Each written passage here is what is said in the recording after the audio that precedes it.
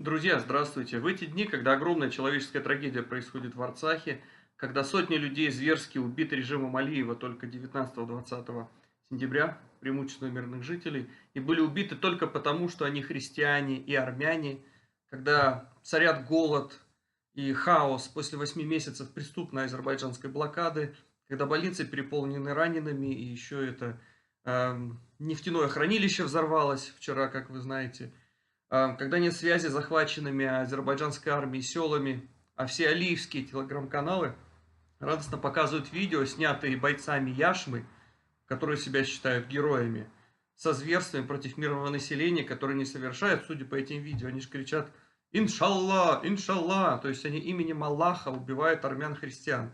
Я исключительно служу по видео. То есть вы представляете, что это за публика?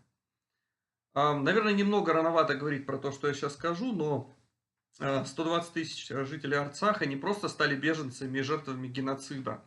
Они еще и потеряли свои квартиры, дома, земли, имущество. Все то, что эти люди своим трудом, потом, кровью создавали поколениями, строили, возделывали. Все это будет нагло присвоено азербайджанским режимом. Первыми в арцахские села, естественно, заходит их спецназ Яшма. Тот самый, чьи солдаты радостно снимают на свои телефоны зверства, изнасилование стариков, расчленение, отрезание голов. Вы это найдете в огромном количестве в интернете. Они сами это выкладывают, поскольку считают, что это они воины Аллаха. Под предлогом зачистки они идут дом за домом, ища оставленное армянское имущество, роясь в чужих оставленных вещах, в надежде найти какое-нибудь золотое колечко, бабушкины серебряные ложечки, чтобы подарить своей маме в кишлаке.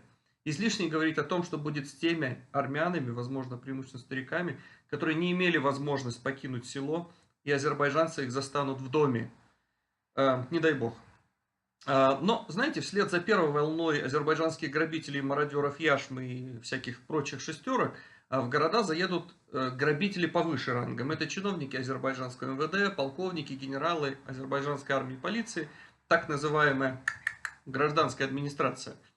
Эти будут уже не забытые бабушкины ложечки искать под кроватью, как солдаты Яшмы, а делить между собой армянское имущество и землю. Понравился дом дедушки Ашота на горе?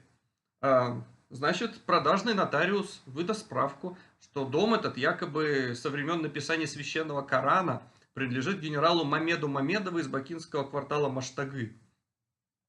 Точно так же они незаконно присвоят себе армянские магазины, оставленные автомобили, если кто-то не успел забрать, небольшие мануфактуры, кондитерские и все прочее. Потом они оформят на себя землю, чтобы уже через месяц-два продать эту же землю в 10 раз дороже своему же преступному государству для строительства очередного бездарного, никому не нужного мегапроекта по отмыванию денег. И такой же продажный Мамед Мамедов, Алиев, Гулиев, кто у них там, за скромную взятку оформит госзаказ первого грабителя, который себе это присвоил, а деньги распилят пополам, как обычно.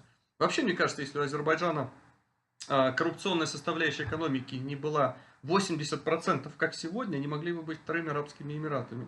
Вместо этого они уровень Судана, Сомали, Алжира, вот такой вот.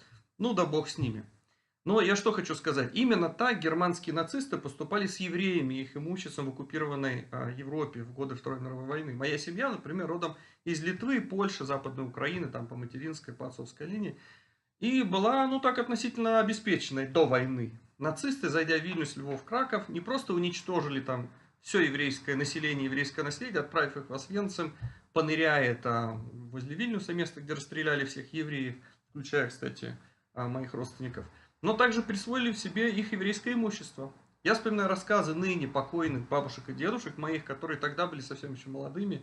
Перед заходом нацистам во Львов часть евреев успели бежать на восток, но не все смогли спастись, и зашедшие в город нацисты, поднявшие свой фашистский флаг со свастикой над Львовом и Вильнюсом, очень быстро зачистили города от оставшихся там евреев. После войны, когда фашистский режим был уничтожен, раздавлен, и стали видны масштабы человеческой катастрофы, стали также подниматься вопросы награбленного нацистами еврейского имущества. Учитывая, что нацисты намеренно уничтожили все архивы, а сами евреи погибли в концлагерях. И до сих пор миллионы потомков не могут вернуть свои дома и землю. Ну, впрочем, я сейчас не ставлю своей целью пересказывать очевидные факты Холокоста, просто не оставляет ощущения, что история нацистов и евреев повторяется между азербайджанцами и народом Арцаха. Это все, что я хотел сказать. Мира вам!